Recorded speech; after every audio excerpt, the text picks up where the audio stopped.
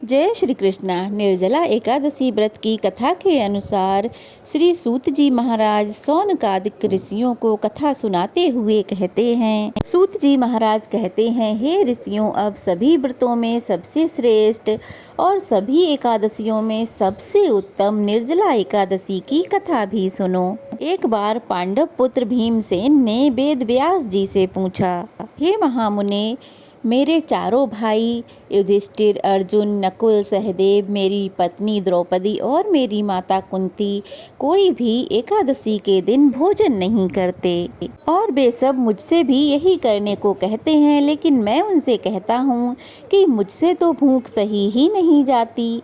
मैं दान और विधिवत पूजा आराधना तो कर लूँगा, तो कृपा पूर्वक मुझे कोई ऐसा उपाय बताइए भगवान कि बिना उपवास किए मुझे एकादशी व्रत का फल प्राप्त हो सके। तो वेद व्यास जी बोले, हे भीमसेन, अगर तुम नरक को बुरा और स्वर्ग को अच्छा समझते हो और अंत में मोक्ष की इच्छा भी रखते हो, तो दोनों पक्षों की एकादशी को भोजन मत करो। व्यास जी की बात सुनकर भीम ने फिर से निवेदन किया, हे महामुने, जो कुछ भी मैं कहता हूँ वह भी सुनिए। अगर दिन में एक बार भोजन ना मिले तो मुझसे रहा नहीं जाता, तो ऐसी स्थिति में मैं कैसे उपवास करूँ? मेरे उदर में ब्रक नामक अग्नि का वास है और बहुत सारा भोजन करने से ही वह शांत होती है। हे मुनिवर, कृपा करके आप कोई ऐसा व्रत बताइए जिसे विधि पूर्वक करके मैं स्वर्ग को प्राप्त कर सकूं। कृपा कर आप मुझसे वह सब कहिए जिससे मेरा भी कल्याण हो सके। भीमसेन की बात सुनकर व्यास जी भीमसेन से कहने लगे, हे भीमसेन, मनुष्य के लिए सर्वोत्तम वेद का धर्म है, किंतु कलयुग में उस धर्म पर चलने की शक्ति किसी में नहीं है। इसलिए थोड़े धन और थोड़े कष्ट से होने वाला उपाय जो पुराणों में भी लिखा है, जो उपाय पुराणों में लिखा है वह अब मैं तुम्हें बताता हूँ, ध्यान पूर्वक सुनो। दोनों पक्षों की एकादशी पर भोजन नहीं करते वे मनुष्य कभी भी नरक को नहीं जाते। महाबली भीम यह सुनकर पहले तो पीपल के पत्ते की तरह कांपने लगे और फिर डरते हुए बोले, हे महामुने, मैं उपवास करने में तो बिल्कुल असमर्थ हूँ, इसलिए निश्चय करके कोई एक मोक्ष देने वाला ऐसा व्रत बताइए। कोई एक व्रत ही मैं कर सकता हूँ। तब व्यास जी बोले, हे भीमसेन, जब वृष मिथुन राशि के सूर्य में ज्येष्ठ मास में शुक्ल पक्ष में जो एकादशी आती है उसका निर्जला व्रत करना उचित होगा।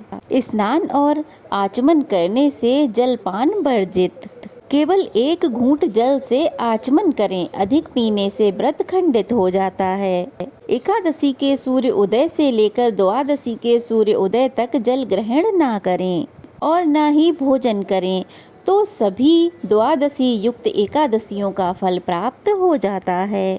द्वादशी को प्रातःकाल स्नान करके स्वर्ण और जल ब्राह्मणों को दान करें, फिर ब्राह्मणों सहित स्वयं भी भोजन करें। हे भीमसेन, इस विधि से जो फल मिलता है अब वह भी सुनो। पूरे वर्ष भर में जो एकादशी आती हैं उन सब का फल निसंदेह इस एकादशी के व्रत करने से प्राप्त हो जाता है। शंख चक्र गदाधारी भगवान विष्णु स्वयं मुझसे यह सब कहते हैं कि सब कुछ त्याग कर स्वयं मेरी शरण में आ जाओ। और सुनो भीमसेन, एकादशी का व्रत निराहार करने से मनुष्य सभी पापों से मुक्त हो जाता है। सभी प्रकार के तीर्थों और सभी प्रकार के दानों से जो फल प्राप्त होता है वह सब इस एक एकादशी व्रत करने से ही प्राप्त हो जाता है। कलयुग में अधिक दान देने से भी ऐसी सद्गति नहीं होती। इससे अधिक क्या कहूँ भीमसेन। ज्येष्ठ शुक्ल पक्ष की एकादशी को जल और भोजन ग्रहण ना करें। हे भीमसेन, इस एक एकादशी से जो फल मिलता है अब वह भी सुनो। सब एकादशियों के व्रत से जो धन, धान्य, आयु, आरोग्यता और धन की जो वृद्धि होती है वह सब निसंदेह इस एक एकादशी व्रत करने से प्राप्त हो जाते हैं। हे भीम, मैं तुमसे सत्य कहता हूँ कि इस व्रत के करने से अति भयंकर काले पीले रंग वाले यमदूत, भय देने वाला दंड और पासे सहित उस मनुष्य के पास कभी नहीं आते, बल्कि भगवान विष्णु के देवदूत स्वयं आकर उन्हें स्वर्ग लेकर जाते हैं। तब इस प्रकार वेद व्यास जी के कहने पर भीमसेन ने भी इस एकादशी का व्रत किया था, जिसके कारण इस एकादशी का नाम भीमसेनी एकादशी पड़ गया। ये थी निर्जला एकादशी की व्रत कथा। चलिए अब सुनते हैं भगवान श्री कृष्ण की बहुत ही सुंदर कथा। एक बार की बात है, किसी गांव में हरिदास नाम का एक किसान रहा करता था। वह भगवान श्री कृष्ण का बहुत बड़ा भक्त था। वह हर महीने ही लगभग वृंदावन जाया करता और भगवान को पेड़े का भोग लगाया करता था। वृंदावन में भगवान श्री कृष्ण को पेड़ों का भोग जरूर लगाया जाता है, क्योंकि ये भगवान श्री कृष्ण का बहुत ही पसंदीदा भोग है। पेड़ों का भगवान को भोग लगाता और बचे हुए पेड़े अपने घर लाकर आस पड़ोस में प्रसाद रूप में बांट देता। एक समय की बात है, काफी दिनों के बाद वह बांके बिहारी के दर्शन करने के लिए गया। वह जा ही रहा था कि रास्ते में उसने एक हलवाई की दुकान देखी, जिसपे एक अलग तरह की मिठाई बन रही थी, जिसे देखकर हरिदास को कुछ समझ में नहीं आया। जब उसे कुछ समझ नहीं आया तो वह हलवाई से पूछने लगा, अरे भैया, ये आप कौन सी मिठाई बना रहे हो? हलवाई बोला, भैया ये खुरचन है, इसे खुरचन कहते हैं। खुरचन ये यहाँ की बहुत ही प्रसिद्ध मिठाई है और ये नंदलाला को बहुत पसंद है, जरा खाकर तो देखो। तो हरिदास बोला, नहीं, मैं पहले अपने कान्हा को भोग लगाऊंगा, उसके बाद ही खाऊंगा। ऐसा करो, तुम आज मुझे पेड़ों की जगह यही मिठाई दे दो। हलवाई से मिठाई ली और बांके बिहारी के मंदिर पहुंचा, दर्शन किए और भोग लगाकर वापस अपने गांव आ गया। इसके बाद से तो वह हर बार कान्हा जी को खुरचन का ही भोग लगाने लगा। कुछ समय बीता, गर्मियां आईं और वह वृंदावन को जाने लगा। अब वह जा ही रहा था तो हलवाई की दुकान पर पहुंचा तो उसे खुरचन नजर नहीं आई, जिसका वह भोग लगाता था। तो उसने पूछा, भैया क्या बात है, इस बार तो खुरचन नज़र ही नहीं आ रही है। हलवाई बोला, भैया गर्मी है, गर्मियों में दूध की कमी हो जाती है और खुरचन बनाने में तो बहुत सा दूध लगता है, तो इसलिए इस बार खुरचन नहीं मिलेगी। यहाँ क्या, पूरे वृंदावन में कहीं भी आपको खुरचन नहीं मिलेगी, इसलिए इस बार तुम ये पेड़े ले जाओ। यह सुनकर हरिदास बोला, नहीं भैया, मैं तो कान्हा जी को खुरचन का ही भोग लगाना चाहता हूँ। एक काम करो, मेरे लिए थोड़ी सी खुरचन बना दो। हलवाई बोला, नहीं भैया, खुरचन बनाने में तो पूरा दिन चला जाता है और ना ही हमारे पास इतने छोटे बर्तन हैं कि मैं थोड़ी सी खुरचन बना दूं। तुम ऐसा करो, इस बार पेड़े का ही भोग लगा दो। हरिदास सोचने लगा, लगता है इस बार कान्हा जी को खुरचन नहीं मिलेगी।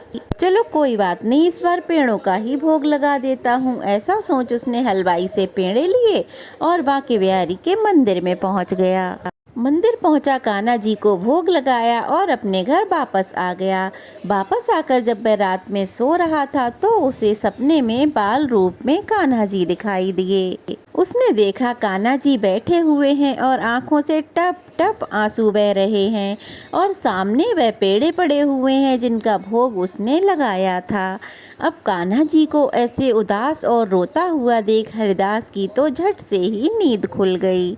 उसे बहुत बुरा लगा, क्योंकि उसे लग रहा था कान्हा जी उदास हैं, उन्हें तो खुरचन का ही भोग चाहिए। इसलिए वह रात में ही उठकर पैदल ही वृंदावन के लिए चल पड़ा। अब सवेरा होने लगा था और वह किसान चलते चलते हलवाई की दुकान पर पहुंच गया। अब हलवाई भी उस किसान को अच्छे से जानने लगा था, क्योंकि हर महीने ही वह किसान हलवाई की दुकान पर जाता था। हलवाई बोला, अरे भैया, इतनी सुबह सुबह आज कैसे?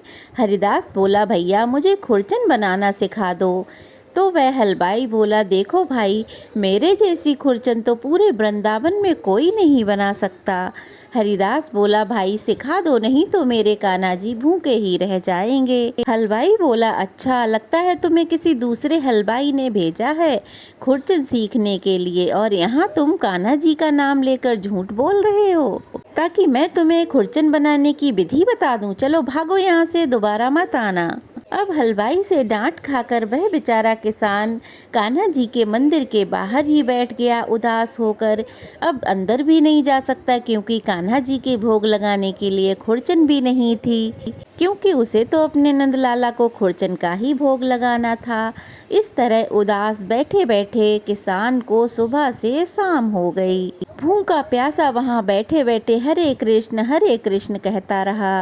अब शाम हो गई तो किसी तरह वह हलवाई उस किसान को ढूंढते ढूंढते मंदिर आ पहुँचा और कहने लगा, भाई जी मैं तो आपको बहुत देर से ढूंढ रहा हूँ। जब से मैंने आपको दुकान से भगाया है मेरी दुकान में एक भी ग्राहक नहीं आया और सुबह की बनी हुई मिठाइयाँ ऐसे ही रखी रहीं और बासी हो गईं। मुझे माफ़ कर दो भाई, मुझे लगता है नंदलाला तुम्हारे द्वारा मेरे हाथ की बनी मिठाई का ही भोग लगाना चाह रहे हैं और मैंने घमंड में आकर तुम्हें वहाँ से भगा दिया। अब चलो मेरे साथ चलो, मैं तुम्हें खुरचन बना के दूंगा। किसान कहने लगा, मुझे क्षमा करो भाई, मेरे कारण तुम्हें बहुत कष्ट हुआ। हलवाई बोला, अच्छा चलो अब मेरे साथ चलो, मैंने बहुत सारा दूध मंगाया है, अब हर रोज दुकान में खुरचन बनेगी। अब तुम रोज अपने कान्हा जी को खुरचन का भोग लगाना, फिर चाहे खुरचन कितनी भी महंगी क्यों ना हो, मैं तुम्हें रोज दूंगा। अब हलवाई किसान को अपनी दुकान पर ले गया, पूरी रात खुरचन बनाई और सुबह होते ही कपाट खुलते ही कान्हा जी को खुरचन का भोग लगाया और फिर उस हलवाई ने सारी खुरचन प्रसाद के रूप में बांट दी।